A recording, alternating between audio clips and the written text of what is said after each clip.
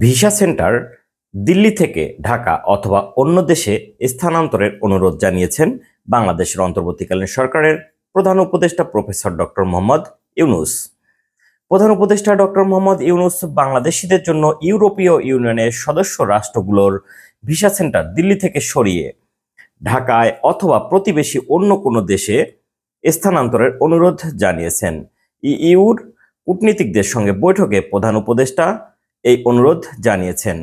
সোমবার দুপুর 12টায় রাজধানীর তেজগাঁওয়ে প্রধান উপদেষ্টার কার্যালয়ে এই বৈঠক অনুষ্ঠিত হয়। বৈঠকে 19 সদস্যের প্রতিনিধি দলটির নেতৃত্বে ছিলেন বাংলাদেশের নিযুক্ত ইউরোপিয়ান ইউনিয়নের head of delegation Michael Miller. প্রধান উপদেষ্টার সঙ্গে বৈঠকে অংশ নেন পররাষ্ট্র উপদেষ্টা তৌহিদ হোসেন। প্রায় 2.5 ঘন্টা ব্যাপী এ বৈঠকে 15 জন প্রতিনিধি তাদের মতামত তুলে ধরেন। বৈঠকে শ্রম অধিকার, বাণিজ্য সুবিধা, জলবায়ু পরিবর্তন, মানবাধিকার, International Crime Tribunal Act, Rohingya প্রত্যাবাসন বাস্তবায়ন ও টেকসই ভবিষ্যৎ নির্মাণে উভয়ের অঙ্গীকার ও করণীয় সম্পর্কে আলোচনা হয়েছে।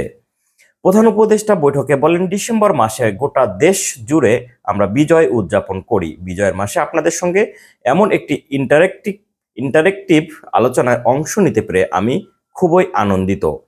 বাংলাদেশে জুলাই আগস্টে গণ অভ্যুত্থানে শহীদ ও আহতদের প্রতি সম্মান প্রদর্শন করেন তিনি।